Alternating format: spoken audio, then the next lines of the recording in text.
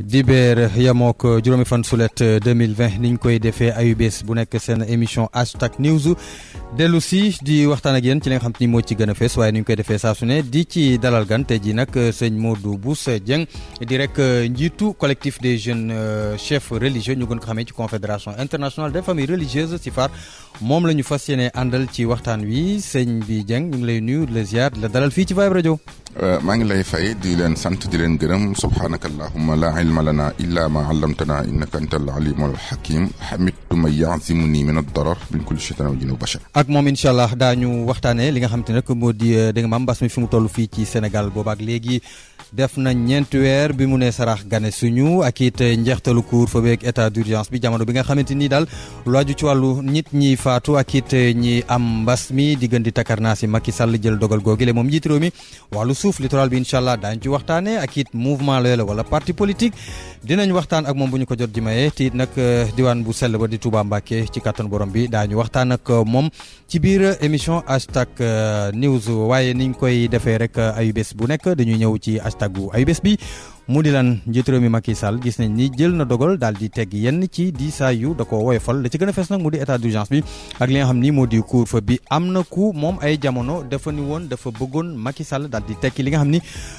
moo di rek couvre-feu bi ak état d'urgence bi teggi ko teg ko ci suuf ba mu ko defee moom aawi na kan la Seydi Gassama jiitu Amnesty International Sénégal ñu déglu ko. yàgg nañu woote pour que couvre-feu bi état d'urgence bi ñu mun ko fi dindi ndax gis ñu woon njëriñ boo xam ne am na ko ci xeexum mbas mi bi ñu jëlee mesure ba léegi ñetti weer mot na waaye mbas mi ngi continuer di propager rek di continuer mbir mi li nga xam ne moom moo koy arrêté mooy citoyens yi respecter li ñuy wax mesure barrière maanaam di takk masque ak di raxas seeni loxo loolu moo koy freiner waaye du rek bloqué réew mi yàq liggéey nit ñi koom-koom bi doxatul ba réew mënu ko supporter moo tax matuwaay yi président daf ko jël ci fi mu ko war a jëlee situation réew mi moom moo ko laaj léegi nag citoyen yi dafa ak responsabilité mënu nekk citoyen ba pare amoo responsabilité mooy ñu aar suñu bopp ñu aar tamit suñu communauté contre feebar bi. aywa kon nag ki ngeen doon déglu léegi moo di Seydi Gassama directeur exécutif bu Amnesty Sénégal sëñ Modou Bousso Dieng ñu bàyyi la nga wax ci sa xalaat. oui il a tout à fait raison ba li mu wax noonu la mais mënul nekk leneen. du raxas loxo yi rek sax wante set de manière générale. wax naa toujours depuis ñu commencé ko laa leen wax ne leen dañu mal apprécier pandémie bi. parce que yoon bi ñu jaar pour xeex ko du boobu pour nga xeex dara da ngay xam ñaata jamono la durée combat bi da ngay xam ban façon nga koy xeexe da ngay xam aussi yan matuwaay nga ci yóbbu donc malheureusement ñun xamuñu woon durée bi moo tax ñu defee ko nga xam ne mënul woon yàgg ci ñun parce que mënoo tëj dëkk bi fépp kenn amul foo jaar non seulement couvre-feu non seulement état d'urgence mais kenn du jógee département dem moroomu département te fàtte nga ne yow 60% wala 75% population informelle li ñuy dundee ci bis bi lañ koy wut ñooñu boo leen tëjee da nga leen di appeler à la révolte duñ ko nangu parce que bala ñoo dee ci kër yi génn dee ci mbedd mi. benn bi ci toppaat mooy xamuñu woon ne lii kat wéradi la mais da ngay wéradi di wér digg naa ñu koy parce que dañu ko apprécier rek en tant que pandémie mais baaxoon nañu apprécier degré pandémie bi genre pandémie bi parce que pandémie bi yëpp tolloowuñu façon. tolloowuñu gravité soo xoolee tey Ebola. 99% malade yëpp dañ di rey. soo xoolee peste bi ñu doon wax. waaw moom tu mooy exception. dëgg la. bii nag toujours sur 6000 yoo gis di nga am plus de 4000 et quelques guéris. fii ci Sénégal waaw. ci Sénégal donc di nga gis ne 4 mois yi mu fi def téeméer ak juróom-ñett la rayagum. tey dem na léegi ba téeméer fukk juróom-benn mais ci ñeenti weer mais accouchement kese rey na 750 personnes ci ñeenti weer. te dee rek moo grave parce que feebar wér amul problème lan moo tax nit ñi insisté wuñ ci taxawu soxna yi sensibiliser leen sonn ci daj ci lu ne pour que ñu arrêter mortalité boobu mais defuñu ko xale yi yu tuuti yi gaañu ci petite maladie yi exemple. Ce qu'on appelle mortalité maternelle ak ñuy judd doole bakkan.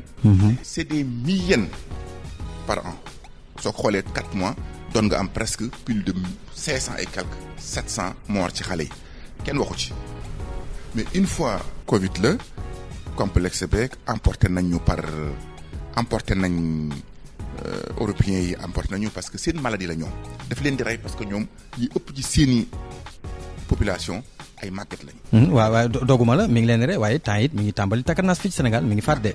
del xool toujours âge bi. xoole sur 116 amagoo ci sax 4 jeunes. te day fekk nga am maladie chronique boo xam ne. presque yow buñ la boo jur woon Covid bi yàlla mën naa def li gën. comprendre nga. sans compter nag politique bi ñu ci indi nga xam ne poste décès bi. dafa am politique. mais bien sûr.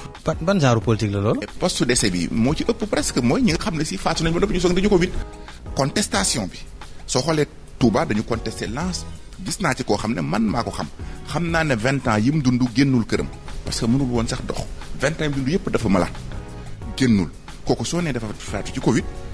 ginnaaw bu mu faatoo ba noppi. te ñi ko yoroon depuis 20 ans ba mu faatu seen loxo kenn amu ci Covid dara jotu ci kenn te na ma yàlla baal xamoon nañ ne voie bi mu nekk nii day génn àdduna loolu xam nga dañ la dul gëm. sans compter nag mauvaise communication bi ci gouvernement bi def parce que Seydi Gassama wax na lu am solo président Sall wax na ko avant-hier mënoo fu citoyen nekk 16 millions 200 mille yëpp nga teg fa policier moo koy sàmm.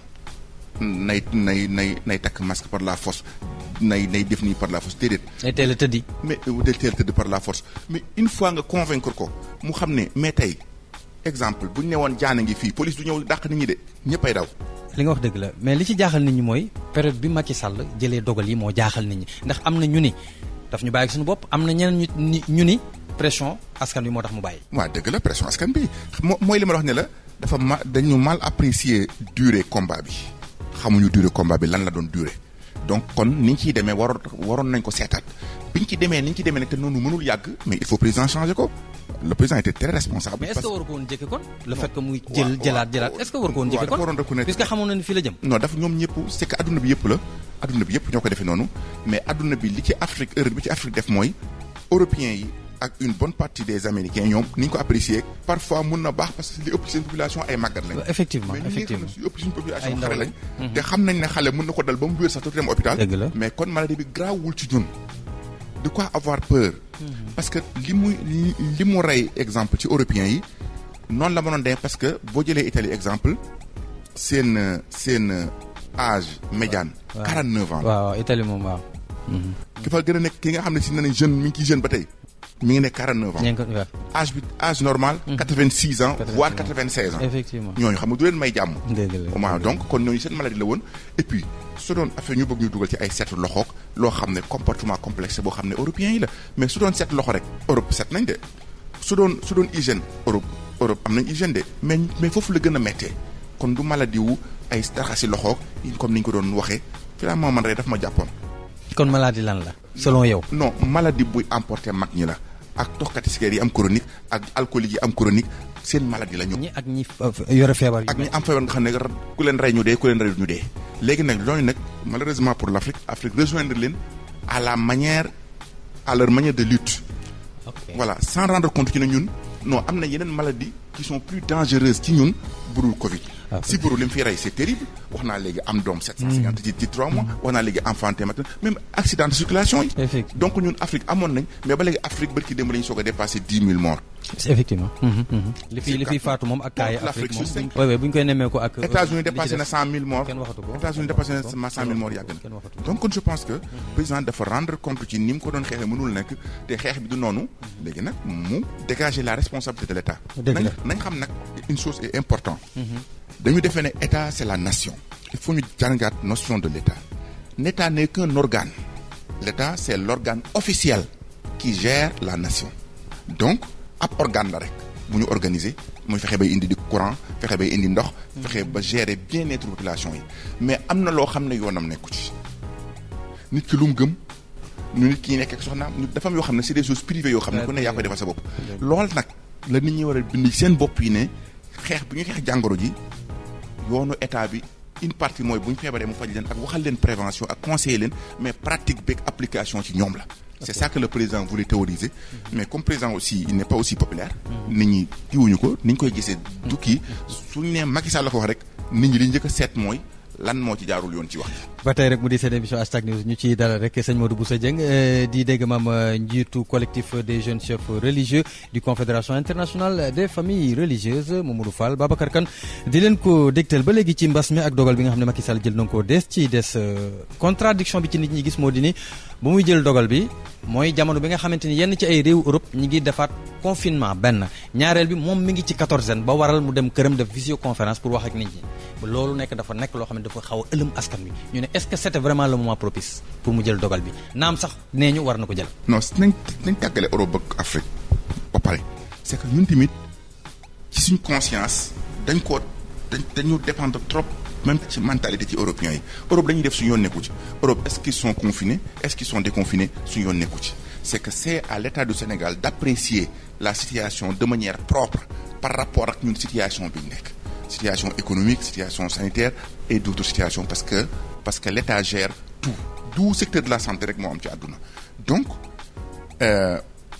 bu Europe de reconfiné te ñun ñu xam dañu war a déconfiné ça n'a rien à voir dañuy déconfiné par la force. mais ku nekk 14 ans nag.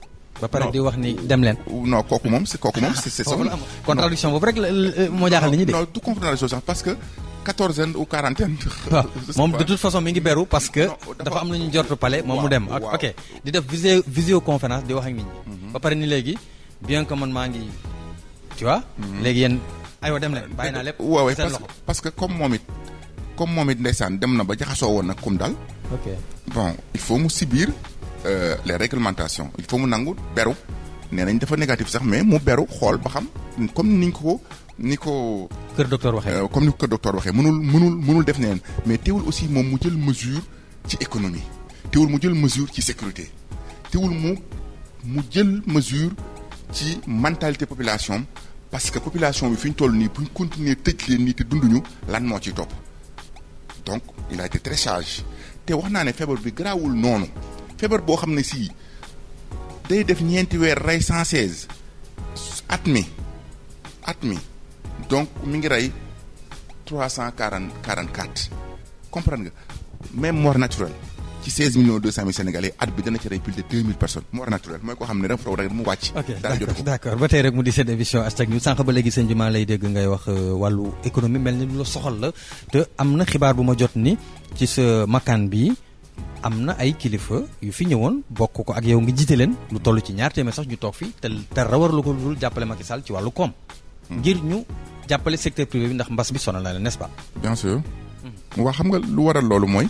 pas jàppale Macky Sall personnel u Macky Sall. non je veux dire en tant que président. pour mu suqali secteur privé. parce que dañu xalaat ne le Sénégal actuellement mu ngi dund jamono ju jafe te xamuñu ne politique la nit ñi xam mais économie moo yor réew te économie bu ñëwee économie bu daanoo ñëppay daanu li muy njëkk a def mooy daaneel régime yàq kër yi xam nga yaa ngi gis rek lii ñaata sëy ñoo tas rek ci confinement bi. parce que chauffeur yi Touba demoon nañ ndeysaan bay gën di yalwaan ak seen i permis parce que liggéeyuñu ñaata soxna ñoo ci fay ñaata nit ñoo ci génn àdduna ci waroon jënd ordonnance parce que amuñu ko. donc ñu xam ne danger bi léegi jëmul ci buur mais ci population bi la jëm kon ku bëgg population bu nekk bu fàttali ne Serigne Touba génne woon na 500 000 ngurtu pour subventionner franc ngurtu ngir bañ mu daanu da ko defoon ngir askan bi ne suñu borom moo ko digal. donc mënul woon ñàkk ñu dugal suñu loxo ci loolu. biñ ci dugal nag ci lañ wax ne kon ñun d'habitude du ñuy nangu gisante ak njiitu réew parce que mën nañ bañ a bokk idéologie politique moom dafa may tooñ toujours ne ma yow yaa may xañ Touba ak yu mel noonu mais nangu nañ jàppale ko strictement ci économie ça veut dire que ñu reprendre yëpp mais ci loolu suñ condition mooy nañ jàppale homme d'affaires sénégalais yi entreprise sénégalaises yi ak ñi yëngu Sénégal ci wàllu koom ci suuf ba ci kaw te ak ñi nga xam ne dañuy jëlaat ay emploi ci loolu cité nañ ci ay personnalité cité nañ exemple ku mel ne Khadim Ba léegi bu ñu jëlee exemple ay hommes d'affaires sénégalais yoo xam ne duñu ay politique waxuñu nag ñu ne liggéey nga dem jox ko say xarit say hommes d'affaires yi boo nga xam ne say politique lañ pour ñu financer mais nga jox ko exemple koo xam ne moom politiqueul xamuñu ko ci benn parti jox ko aussi koo xam ne moom bu amee benn wala ñaar yëpp mi ngi bokk ak sénégalais ñëpp dinañ ci gisaat seen bopp waaye mu jox ko koo xam ne aussi bu liggéey jotee dina joxaat sénégalais yi ñu liggéey dina employé waat ay sénégalais donc jox ko koo xam ne si su amee marché la nga ko ci fay ak lam ci am day desaat ci Sénégal donc loolu lañ exiger ne mooy suñ conditionnalité pour que su ko defee tam nekk aussi jeunes yu dynamique jeunes yoo xam ne duñu leen jox ay marché ñu dem jël xaalis bi yóbbuwaat ko France mu servir France ñu bàyyi Sénégal donc ay patriotes la ñuy doon ay nationalistes la ñuy doon donc su président d'accord ci loolu laaj nañu suñu seen xalaat suñu proposition effectivement def nañ ko ci benn petit mémorandum jotagu ci may dana ci jot ba soobee yàlla balaa yàgg moom dinañ ci wax xalaatam su boobaa dinañ gisanteeg moom ngir ñu jàppale ko ci loolu mais daal l'essentiel que mu nekk intérêt sénégalais yi nekk intérêt jeunes sénégalais yi nekk intérêt entreprise sénégalaises yi nekk intérêt homme d'affaires sénégalais yi. aywa ba léegi rek mu di seen émission #news du ma fi ñëw te duñu wax ci mbas mi bi mu fi duggee wàllu julli bi te jàkka ak jumaa yi coow li bari woon na lool bi nga ko déggee naka nga ko apprécier yow. très choqué ndax li ma ci gënoon metti mooy kër docteur scientifique bi dafa am nu mu jàngatee wéradi bi am na yonent bi sallallahu alayhi wa sallam jàngatee pandémie nee na moom meru yàlla la meru suñ borom nag bu ñëwee nee na foo gis pandémie rek suñ borom moom moo mer ma suñ borom nag kilifa la ak ni mu baaxee su meree rek tooñ nañ ko mu ne su meree tuubal leen ko te ngeen jaamu ko te ngeen tuubal ko ak kama xaal sallallahu alayhi wa sallam scientifique bi nañu loolu de wax yonent bi la mais pandémie bu ñëwee comme ni nga ko waxee raxas leen seen loxo comme ni ko président Sall doon defee publicité raxas leen seen loxo toog leen seen kër takk leen masque def laan naa loolu ça scientifique bi la yonent bi sallallahu alayhi wa sallam moom wax na ñun jutit lañ ñu référé ci scientifique parce que science sax d'ailleurs l'islam da ko refusé au lieu que les chefs religieux l'état c'est normal parce que l'état c'est laïque et tout moom li ci scientifique la mën a nekkal moom ñëpp la fi nekkal mais sëriñ bi moom dafa war a référé ci li ko yonte bi parce que yonte bi mooy patron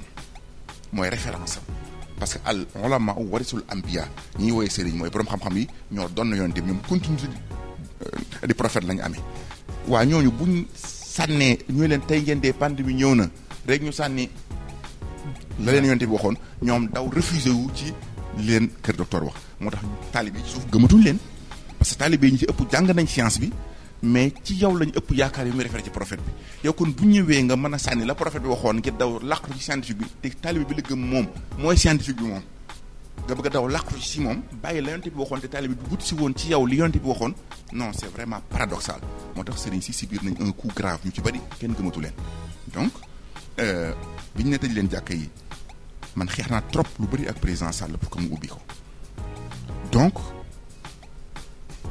bi ñu demee ba nit dina ko ubbi yenn yi am na sëriñ su génne non ñoom duñ ubbi d'accord ñu ndax yonte bi nee na ceci cela te booba ñoom d'accord nañ président Sall ubbi na marché yi nit ñi ñi concentré ci marché yi concentré wuñ ko ci jàkka yi marché yi dañ fay yendu suba ba guddi jàkka ji 5 fois la benn bu ne 5 minutes wala 10 minutes gën caa yàgg te sax mën na am distanciation physique donc à l'intérieur mais ñoom seen yoon ne ko ci loolu marché bi baax na feneen baax na mais jàkka ji moom jàkka ji non donc léegi kon bi Macky Sall libéré yëpp am nañ gàcca xanaa dañ dem jàkka yi bokk parce que bu ñu waree dem ci oto yi amul problème war a dem ci marché yi amul problème xanaa daañu nangu bi yoon dem ci jàkka yi bokk moo tax vraiment suñ sëriñ si moom am na ci ñu bëri ñoo xam ne wane ne seen gëm yàlla kat des na scientifique bi lañ gën a gëm ci yàlla donte nag mën nañ wax ne xëy na scientifique la ñuy gis ci yàlla ñu koy xool ci scientifique bi mais baaxoon na aussi ñu gis yàlla ci yonent bi yonent bi ne woon man la yàlla yónni sallallahu alayhi wa sallam donc voilà c'était ma position y compris nag valable na Touba Tivaouane fépp Touba tëjoon nañ fa certainement même su fekkoon ne amoon na respect strict minimum 12 personnes yi Imam Malik wax mais jumaa ja tëjoon nañ ko sëriñ ba ma déggoon Fuuta nag moom tëjul dafa julli temps yëpp la présence police yëpp julli sëriñ boobu nee naa leen keroog moom bu ma doon seet sëñ Touba Fuuta laay dem. aywa mu di rek kàddu yi sëñ Modou Bousso Dieng di njiitu collectif des jeunes chefs religieux di rek boo xamante ni fi ne nii mi ngi nekk confédération internationale des familles religieuses mu di seen émission #news ñu dem pause ñëwaat.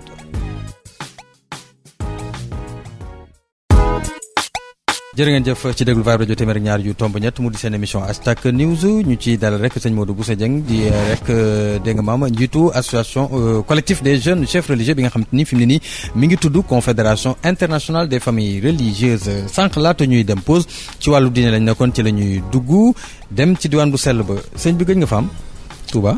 bërki démb ko ma dem. bërki démb woy. Touba la dëkk de.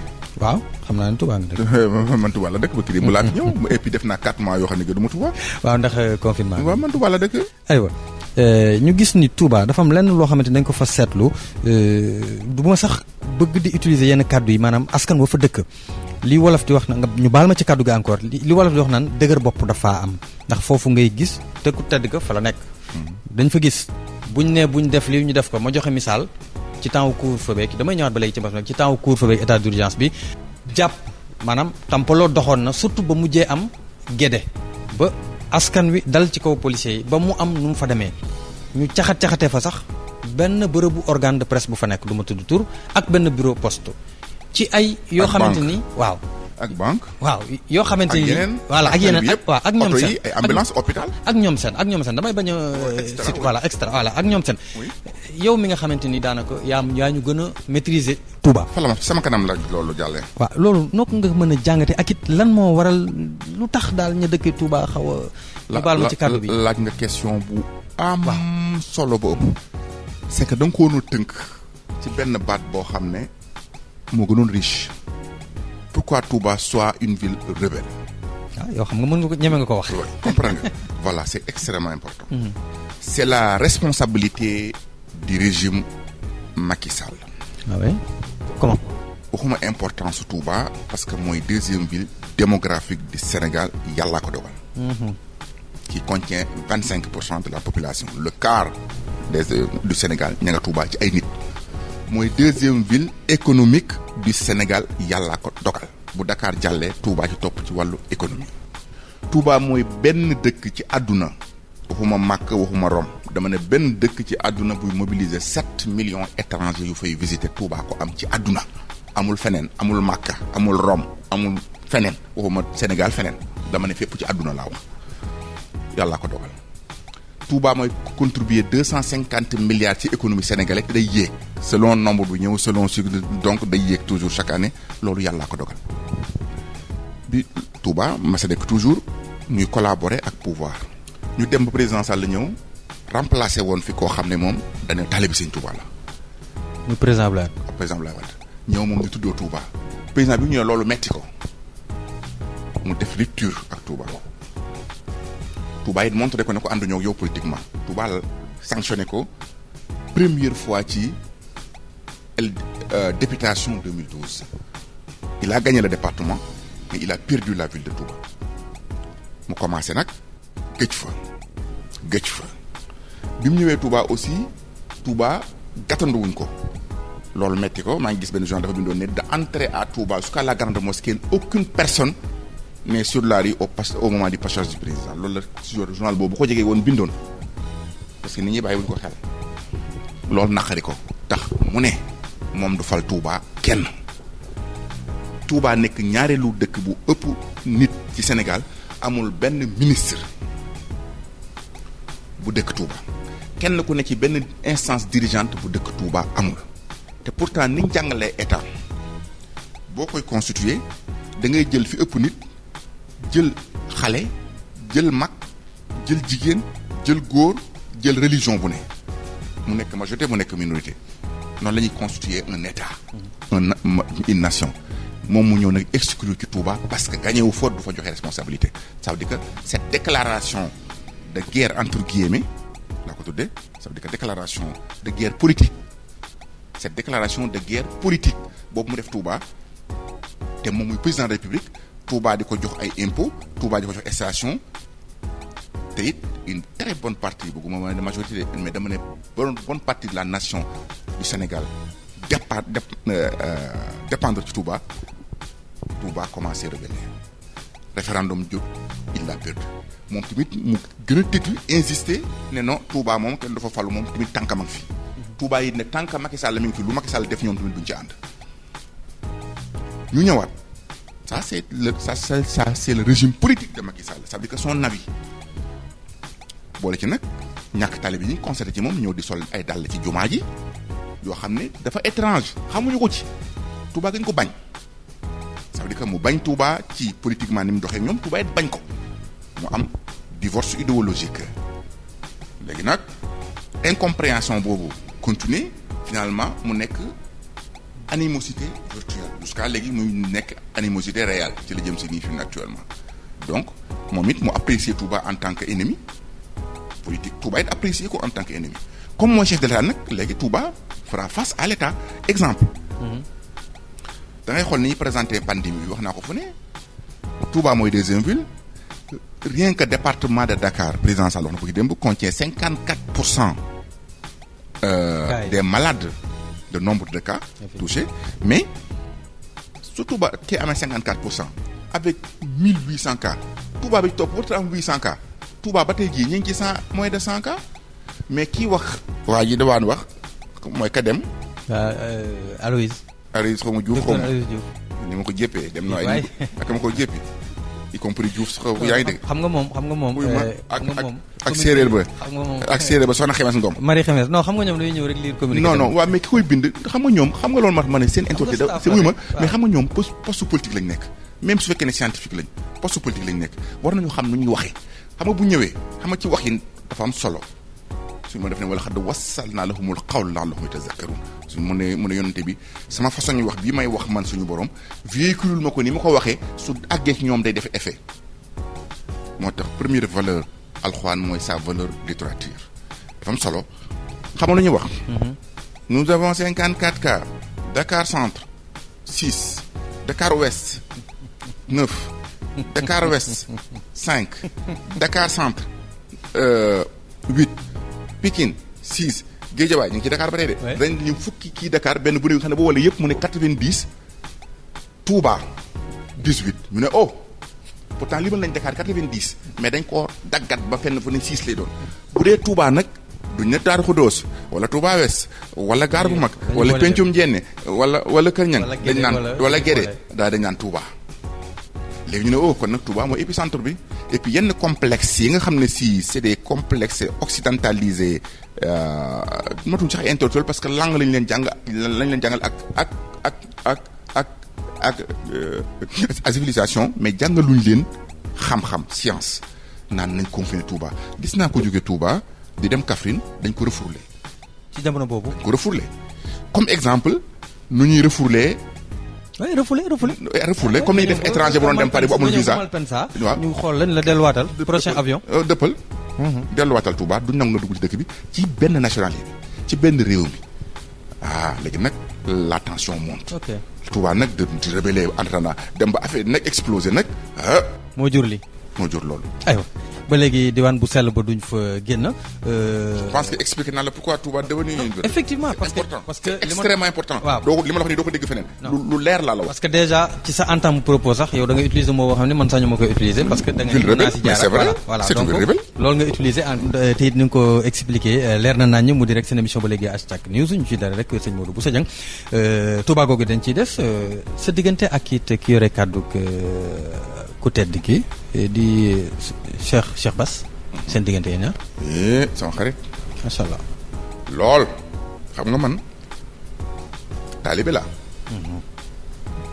sëñ Bass su ma koy nuyu damay raam dama daan ànd ak sama baay bul fàttali nag sant moom Mbàkke Jeng laa sant de. dama daan ànd ak sama baay. xam nga boo fi dugalee sant boobu. cooli day ñëw yow maay sa borom Mamadou yow maay sa borom de. bismillah. dama daan ànd ak sama baay muy raamal baayam. sëñ Abdou Khadre. sëñ Abdou Khadre. sama baayam daan raamal maamam sëñ Touba. macha allah. su ma nuyu sëñ Bass damay raam waay loolu laa doon di. te bul fàttali ne sama doom yoo am yëpp sëñ Touba laa leen tuddee góor ak jigéen aw ma doomu tudd sëñ Touba. donc sëñ Touba laa jàng téere yi may bind yëpp sax sëñ Touba laa jël comme référence. donc taalibe la politique wala position wala circonstance du ma yóbbee wax lu ëpp. simplement nag parfois ma référé ci sëñ Touba keneen gis ci ne dama ko contre parce que moom xëy na la mu nekkoon am na déphasage tuuti ak sëriñ bi parce que nag sëñ Touba laa jàng xam man jànguma école. daara alxuraan laa def majalis téere yi sëñ Touba yëpp laa jàng ak xam-xam yi ñuy jàng Touba mooy majalis ñu ko kii dinañ xam lan mooy majalis donc sama référence bépp sëñ Touba la. aywa kon nag ba léegi rek ñu wéy buñ ci jógee comme ni leen ko waxee ci boppu njëlbeenu émission bi yi ñu ko doon pàccale sëñ bi temps yi littoral bi ak wàllu suuf si yëngatu na torop te buñ deful ndànk ñaanuñu dara nag xew Sénégal mais daal li ñuy gis nii tey na xel noo mën a jàngatee situation boobu. sant yàlla parce que su envoyé na ma léegi message wala na xool ni que ne Babacar Ngom reculé ne nee na dana jox suuf si. waaw Ndingler. bon sant yàlla. ça c'était mon combat depuis je l'ai mené. donc tu l'as gagné, vous l'avez gagné. alhamdulilah. loolu dëgg du yàgg. mais daal l'électorat bi ni ñu ko waxee ni ñu ko présenté demeewul noonu ndax dafa am nag ñu ne ci ginnaaw ñoo xam ne lu ne tëll ñu ne sëriñ. l'électorat bi fu nga koy duggee Saint-Louis ba fi ngay agsi fii ci Soumbédioune ci ginnaaw palais romb suñu ginnaaw palais. benn sëriñ nekk fa. ab sëriñ amul fa kër. donc kon ni ñu koy présenté toujours di bëgg a index sëriñ si du jëfi sëriñ si mais nag nañ xam aussi tamit ne wërsëg yamul ki am njëgu électoral ba du fa dëkk am na dëkk Guédiawaye am na ñu dëkk ba ca àll ba ku ne fa nga sa wërsëg toll ñiy woye activiste da ci am ñoo xam tekkiwuñu dara jànguñu amuñu xam-xam amuñu expérience da ngay taxaw rek di wax rek di live nit ñiy dégg loolu mooy erreur nit bu amee wërsëg boo demee ba États-Unis am na sans domicile fixe am na ko amul kër France am na ko Europe am na ko partout dans le monde wërsëg yamul te pourtant États-Unis am na fa ñoo xam ne ña nga fa am ca wetu Maison Blanche ay kër yu mag am na fa ñoo xam ne amuñu fa sax benn chambre loolu wërsëg la bu ñu ne wéy nit am na fi 1000 mètres carrés 600 000 mètres carrés sénégalais bu ñu ko xaajoon 1000 familles mën nañu faa dëkk du yoon déedéet ce n'est pas un tort encore moins un délit wërsëg moo yamul yàlla ku nekk lu la yàlla jox du yow amoo néeg man am naa 10 000 mètres carrés ou 1 million mètres carrés donc man dama am tort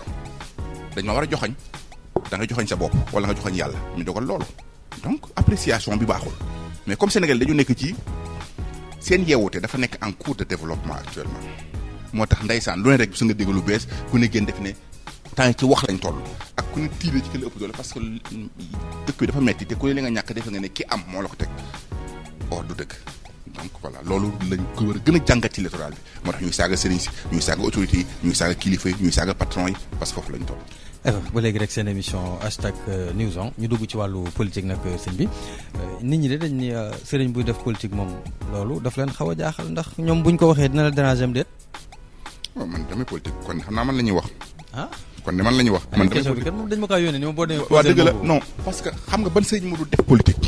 wax naa ko exemple sëñ Bass Abdou Khadir xam daa yor baatu toute une communauté. ñëpp bokk ci. parti bu ne bokk ci sensibilité bokk ay apolitique aussi bokk ci.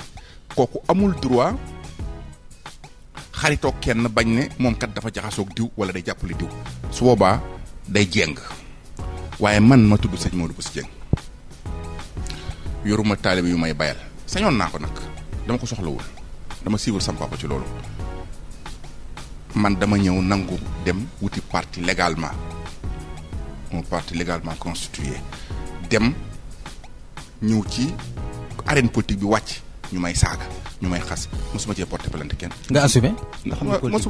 mosuma ci yóbbu kenn fenn damay bàyyi ko ne wax ci man lu ko neex donc kooku teewul nag may mbokkum sëñ bu mag bi de teewul it l'islam laa jàng sëriñ sañuy dem di leen sukkal ak raamal xëy na sax may ëpp xam-xam parce que li ma jàng ñu ci bëri jànguñu ko exemple wante ma assumé rek kon ni ci politique bi teewu maa doon sëriñ mais nag nangu naa doon ab politique nangu naa aussi ñu traité ma comme ni ñuy traité ab politique yaakaar naa aw ma toor. alors esprit de dépassement. voilà kon sëriñ gi mooy tur beeg juddu bi mais aussi damaa doon ab politique de vraiment de voilà comme citoyen ordinaire ni ko Macky Sall waxee woon voilà. ba léegi rek mu di seen émission ci politique googee yow opposition nga bokk wala coalition Benno Bokk Yaakaar wala yow bokk da ngay dem noonu rek bu faroo kenn. bokkuma ci fenn. da ngay dem noonu rek. bokkuma ci fenn. loolu wóor na kese amoo kenn ko àndal. wóor na dina ànd ak kenn mais xam nga politique. di nga ànd ak kenn kañ. saa bu circonstance bi ñëwee rek. politique amul idéologie bu ñu naan diw libéral la. gis nga boo ñëwee ci libéralisme am nay woo ak am nay baax am na lu baax am lu bon boo ñëwee ci socialisme kasalik boo demee ci communisme kasalik donc man duma ci benn man religieux la ça veut dire que man sama référence mooy l'islam laa gëm mais idéologie bi may defee politique mooy man lu baax lu nekk ma intégré ko lu bon lu ne rek ma éviter ko parce que boo jëlee socialisme am na ci yoo xam ne si baaxul soo jëlee libéralisme am na ci loo xam ne baaxul communisme moom xeewi na ainsi de suite donc kon am ñoo xam bu ñu la déggee dinañ mer de communisme boobu nga naan xewe na dañu mer mais heureusement bareetul ci Sénégal te am na ñoo xam ne circonstance rek moo leen di boole mooy élection jot na yow loo gëm man dama ma si xeex Ablaye Wade 12 ans ba mu des 25 jours élection jot sondage yëpp ngi ne Macky Sall lay génn ak Moustapha Niasse may leen ñaar bu dee ñoom ñaar de man Macky Sall man Ablaye Wade dama leen gën a waa Touba ne sama waay jënd nañ ko dañ koo jox xaalis am sa ko jox nañ ko 250 millions ma reetaan may leen yéen waa Touba yéen laay waxal su ngeen seetaanee Ablaye Wade mu daanu yéen di ngeen sonn ñii bu ñu yéegee li fi nekkoon la ñuy dindi te soo bàyyi ne nekk victime yi. boobu Macky faloogul boobu Wade dafa nekk ñu ne man Wade daf ma jënd pourquoi man ma contre Wade 12 ans un bon matin ma xëy ne leen Wade may leen dama xam lu ngeen xamul juste après. moo indi rébellion bi. waaw ñu changé oui ci la bokk c'est un élément xam nga c'est une série de facteurs day bari facteurs yu ko def. ay mbir yu toftaloo di dem mais benn boobu ci la bokk. ma ñëw après Abdoulaye Wade daanu Macky lim njëkk a def bi mu ñëwee Serigne yi mu ne passeport diplomatique Serigne yëpp annulé na ko. mooy passeport diplomatique bi. yëpp annulé bari na coow de ba léegi sax. bari na coow c'est vrai que nag bari na ci ñu waroon nangu seen passeport am nañu ko warul woon am. amoon na ci ay deal ak yu ne amoon na ci. ci passeport diplomatique. effectivement ay deal ñàkku ci woon. waaw bien sûr xam nga boo mayee ni fukki passeport indil say doom ak say nangam bu jubul mën naa dem jël dugal ci ko neex exemple mënuma citer kenn nag. alors mais ñu abuser ko ba parfois ñu nangu passeport kilifa gu mag goo xam ne ku ne xam nañ ne moom daf ci am droit par dérogation léegi loolu xaw a indi tuuti fois ñu demaat tuuti mu ne oto yi Wade joxoon sëriñ ça veut dire que daal il a ciblé les marabouts. Wade joxul woon oto ay sëriñ rek joxoon na koy waykat joxoon na koy drianke joxoon na koy politicien mais moom bi mu ñëwee sëriñ si passeport yi sëriñ si oto yi sëriñ si am na sëriñ yoo xam dañ leen a droitier plein jour nangu seen oto bàyyi leen foofu dem seen yoon donc loolu indi nag benn mécontentement général ci sëriñ si alors léegi Macky ñëwaat arrestation yi ci sëriñ si donc léegi intervention amatul parce que nee naa daa bëgg a yemale nit ñi comprendre donc nit ñi gis ci vengeance aussi nit ñi gis ci vengeance parce que sëriñ si ci ëpp Abdoulaye Wade lañu àndaloon. waaw sëñ bi kon yow ni ma la déggee nii naam sax ci sa makkaan wi wax nga ko ci njëlbeen yow ak sa ñoo xamante ni da nga am yéen a maase jamono toll nekk ci ay kilifa diine ñaar téeméer macha allah wala sax lu ko ëpp ngeen toog fii ni da ngeen fas yéene jàppale du sax jàppale Macky Sall waaye rek xelal ko ngir mu jàppale li nga xamante ni moo di rek ñi yëngu ci wàllu koom loole lépp ak ni mu demee kon ñu jàpp ni man foogoon naan sax loole bu amee Macky sa xarit la. suma xarit la entre guillemets. mais lu tax guillemets bi doo ko dindi. dindi guillemets bi parce que dama politiquement dama koy xeex parce que bul fàttali nag Touba la dëkk. manque logique Touba toujours. tant que amul réconciliation politique bi war digganteem ak Touba maa ngi ci féete côté Touba moo tax parfois toog na fi gagné na fi élection toog 6 mois élection yi passé xam nga il a perdu Touba toog na 6 mois tegu fa tànk bi mu ñëwaatee lan la wax. xëy na xat-xati jamono la wala. wuy ma waaye romb nañu fa 2 fois dem Dakar 2 fois plus loin que Touba dem na fi romb na fi dem xaw ma fan ak fan yaa ngi dégg dem na fi bitim réew ba noppi ñëwaat net dëkk bi daa xatoon moo tax 6 mois yëpp daa xatoon. soo ko xoolee ci Diouf ak Wade chaque 3 mois même bu dul dara dañu doon ñëw xam nga léegi téléphone am na lépp am na mais léegi dañuy ñëw toog ak sëñ bi parce que image boobu daa am lu muy def day wane benn collaboration parfaite symbiose bu am entre pouvoir temporel ak pouvoir spirituel loolu day calmer ab dëkk mais Macky Sall fugg bi mu am ak manque d'expérience am parfois parce que fugg bu ëpp aussi da lay yóbbu ci orgueil dootoo mën a nekkati un bon président. mais ci ni ma la déggee loolu manque d'expérience la wala boog staff bu yemul mais staff. waaw mun na nekk staff bu baaxul tamit. parce que Macky Sall moom ñu ko wër moom duñ nit ñu baax. bu la woowoon kon yow comme conseiller doo dem. non. man jarul mooy woo man jarul mooy woo du man li ma koy wax. maa koy conseiller nii ci sa rajo bii. du maa ko ci conseiller dina ko dégg mais bu ko déggee rek ni jëfe li mu wax xam na apporté naa ko ci des éléments assez importants expliqué naa ko source problème yu bëri bu ko déggee rek baax na soxlawuma être à ses côtés non moi je suis pas impressionné par un pouvoir Macky Sall mooy 50e presque njiitu réew ak premier ministre bu ma dalal du dëgg donc kon man pouvoir soxla naa ko nag dana ko soxla jël pour orienter waat dëkk bi parce que dëkk bi seen ñàkk diine dina tas Sénégal parce que Sénégal bu ko réew yu bëri ñàkk dina mën leen jig mais Sénégal bu leen jig te nit ñi koy yàqu actuellement nii ak fi jeunesse bi toll manque de repère manque d'orientation c'est vrai que sëriñ yi def am nañ ci tort bu rëy mais aussi il faut qu'il y ait un religieux bu ne ci direction politique bi pour orienter politique bi pour mu servir diine ji. Je donne un petit exemple là. Cheikh Touré exemple Guinée depuis 82 2 ans avant muy génn àdduna dafa instauré woon ne amul benn loi buy jàll ci assemblée boo xam duñ ko exposer aux chefs religieux pour la vérification de la moralité de la loi. Il faut ñu xool loi bi est-ce que c'est une loi morale est-ce que loi la bu dëppoo diine wala déet xool tey kuy jàngale alxuraan boo jëngee benn xale ñu jàpp tëj soo tëjee xale bi fenn ñu jàpp tëj soo dóoree xale ñu jàng tëj yooyu yëpp tey bu ñu amoon ay kilifa diine yu taxaw dóoy table ña du am parce que kuy jàng alxuraan ku ne dañ lay sonal ñu baax ñi fi jaaroon ñëpp noonu ci loolu lañ jaar mais bu dindee loolu parce que dindi nañ système bi gën pour enseigner xale bi alxuraan donc mais yooyu yëpp suñu sëriñ si xamuñu lu xew.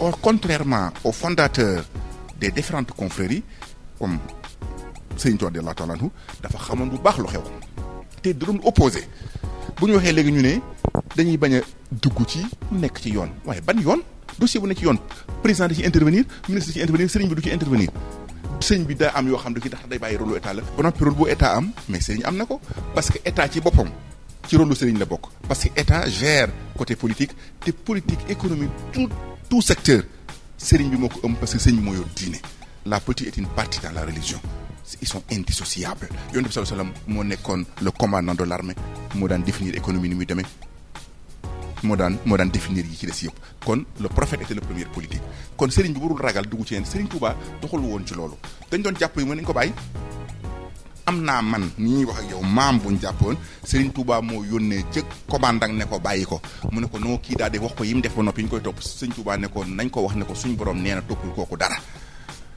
Serigne Touba doon jël position ci lépp daf doon bañ dañ daan ñëw wax ko dara mu ne bu mu am opposé ci tout catégoriquement mais xam nga léegi nag su fekkee ne ñu bëgg a bàyyi état parce que léegi état lay gi la ak yooyu complexe boobu ak accepter d'être inférieur par rapport à une quelconque autorité ab Serigne du ko def. Autorité étatique ak autorité leen ne vaut absolument rien devant l'autorité religieuse ça veut dire que devant l'islam devant li yàlla wax sëriñ bi représente yàlla est-ce que moom war na sentir faible ou inférieur devant le gouverneur qui ne représente soi-disant un état luy état fii la yam aywa luy état fii la yam di samay kàddu yi rek sëñ Modou Bousso Dieng la moom la ñuy dalal rek ci hashtag news seen xamal Fall leen ko dégtal ba tey ñu dem ci wàllu actualité sëñ bi ndaxte dafa mel ni dafa nekk ñi ngi dégg ndéem ab remaniement en l'air ak dellu si poste premier ministre ñu ngi koy waxtaane Sénégal te bañ fiy jëlee premier ministre dañ nu woon fast track waaye dafa mel ni ñu dem ba gis dafa mel ni waaw loolu lépp yaa sa xorom xam nga yàlla dafa maandu te yàlla day bind soo déggee lii yuhiqqullahul haqqa bi kalimatihi wala karihal mujrimun wala karihal kafirun wala yu mel noonu suñu borom dina confirmer waat dëgg à sa place bi ko Macky Sall liy defu ko woon par honnêteté defu ko woon pour patriotisme muy dindi poste premier ministre daf ko defoon parce que bëggul woon am dauphin bëggul woon teg kenn mu nekkaat premier ministre su ko defee kooku fa la ñëpp daw parce que xam na ne mënul nekkaat candidat mënul ne xam na ko janaa ci ñëw mais moom xam na ko donc bëggul woon daal préparer kenn muy am doole ëllëg propose comme moom ni ko Wade préparé woon après mu coup d'état ko moom bëggul kenn ko def noonu donc loolu la jubluwoon ba tax mu nax Sénégal yi parce que naka la ngay campagne ba campagne jeex sa contrat Sénégal li nga leen wax bu ñu woteel la tuddoo ci loolu nga gagné rek ñetti fan après nga koy dindi te poste premier ministre nekk un principe constitutionnel boo xam ne te Macky giñ ci yàlla ne moom moo dina garantir constitution bi te pour nga dindi poste premier ministre il y a sur les 32 dispositions de la constitution il faut nga changer les 18 voire 19 ça veut dire qu'il faut nga changer plus que la moitié de la constitution pour pouvoir enlever le poste de premier ministre mais Macky Sall il s'en fout de rien bu bëggee changer dara moom ay constitution yooyu gëm ko mu changer loolu lépp waa léegi bi mu changer loolu lépp nag ne day gën a gaaw mais yàlla wan nañu ne leen gënul gaaw. waaw l'autre track donc nous avons constaté le contraire mais comme Macky ñëmul opinion bi te opinion bi yëpp fi mu ne dañuy joxañ ne poste premier ministre mënul ñàkk parce que xam nañ ne mënul ñàkk surtout nag comme président ñii ne nañ daa corona ñii ne non dafa il a 14 ans comme ni ko xam noo ko tuddee léegi 14 ans ñenn ñi dafa corona donc kooku fan yi liggéeyul te amul poste premier ministre donc kon poste premier ministre yaakaar naa dina ñëwaat obligatoirement. ban xeetu gouvernement nga xalaat bu dee day am. xeetu gouvernement moom xam nga Macky moom il a intérêt à mettre. union nationale d'intérêt yooyu ñuy wax quoi. non union nationale du ko def parce que économie bi su ko defee nit ñi bàyyi ko bu dee nit du ko def am nag ñuy dil ci suuf ay chef de parti yu mag a mag yu mag. bu la faloon yow nag ci remaniement bi. non def la ministre. man non des affaires religieuses. non amoon na fi. ma jël. ok mais day def li ma wax de day bàyyi xel li ma wax parce que man. dégg naa ministre yi feuille de route la ñu yore de. dégg naa feuille de route de maanaam A ba Z da ngay gëm rek guux li mu nekk. man du ma def loolu. man du ma def loolu donc mais kilifa yi yëpp ñu ngi ci chef d'opposition yu mag yëpp joxe woon nañ seen accord pour dugg mais dafa mel ni yëf yi fi mu ne ak fii waa ji toll daal am nañ jeexi. kon mbas mi daal du mbas mi kay sax mais xam nañ ne waa ji position bu nekk daal dara wóorul. acca dara wóoru ci ñu gaaw léegi ñetteelu mandat Macky Sall da koy def wala du ko def. su bëggee jàmmam du ko def. su bëggee boppam maanaam su bëggee jógee fi ci jàmm du ko def. c'est-à-dire la jiwoon Ablaye Wade sax. force nit ñi sanctionné ko bu dee Macky Sall nit ñi dañuy génn fekk ko fa mu nekk génne ko comme ni mu waxoon ci Ablaye Wade. dañ ko dul accepté. moom moo waxoon loolu dama ne non dama ne moom moo waxoon ne daal su ko président defee bëgg a forcé nit ñi dañuy génn dem génne ko fa mu nekk mais dafa am loo xam ne rek dama koy rappeler ce que demain sera je le sais pas. mais je voudrais dire ceci. Troisième mandat Macky Sall bii ce n'est pas une question de loi ou de constitution j'ai bien expliqué xam nga li ci Macky Sall waxoon mënul gën a leer maa def constitution bi dama cee yokku ne bi ma waxee aborder le nombre et le mandat ba pare dama ci yokku ne Macky Sall lay wax de dama la koy tegalaat nga seetal dama ci yokku ne toutefois nul ne peut faire 2 mandats successifs daal ne loolu tax na man bii weesu mooy sa mandat bii bu jeexee pare naa ci olof la ko làkk. xam nga enregistrement yaa ngi fi. ñi ko doon jàppale pour ñu def constitution bi ñu ngi fi gis nga ñuy tenté bëgg a wax ay constitution ak ay affaire loi waxuma sax ne loi bi leer na parce que l'avis de l'auteur mooy ki defar constitution bi avis moo valable Macky Sall nee na avis mooy pour que kenn du fi defar 3e mandat leer na. voilà leer am na ay mieux mais aussi. Il y a ce qu'on appelle le principe de la constitution lan moo tax mu defar ko nee na ngir li fi daloon ci Ablaye Wade du fi amati xam nga leer na. mais aussi au-delà de tout cela parce que nous parlons de la loi actuellement la constitution qui est la maman des lois la référence des lois parce que surtout damay bañ ñu ne damay wax ay nasaraan. mais daal loi bëgg-bëggu askan la indirecte c'est une volonté indirecte d'un peuple mais cette loi peut être trahie une loi peut être trahie par ses représentants ou par les chambres qui participent à l'élaboration d'une loi. Comprendre? Ouais. Parrainage est une loi qui a trahi la volonté du peuple. Tey bu ñu doon seet population bi ñoo bëgg parrainage duñ ko amul mais Macky Sall lañ bëggoon mu jàll wala famille wala kiiwam volonté peuple bi nag directement. mooy taxaw ne lii mooy ni ñu def couvre-feu bi. dafay jógee. d'accord ma cee xalaat Blaise Compaoré. ko biñ gis nga volonté du peuple rek moo nekk au-dessus de la constitution gis nga Blaise Compaoré mi dem dese na ko 6 mois constitutionnellement légalement président de la République mais nit ñi dañoo génn bale ko mu dem Hosni Moubarak avait gagné. avait gagné 76%. Ben Ali avait gagné 96%. mais peuple dañ ko enlevé bi muy soog a débuté sax mandat kon seule la volonté du peuple qui compte le peuple sénégalais rejette le 3e mandat. aywa ci saa yu ma ñëwee nag am na question boo xamante ni moom laay tëjee moo di ni sëñ Modou Bousso Dieng bu yàlla defoon tey jile nga nekk président de la République une semaine Sénégal se veut benn boo xamante ni ci kattanu borom bi di nga ko matal une semaine. éducation. macha allah.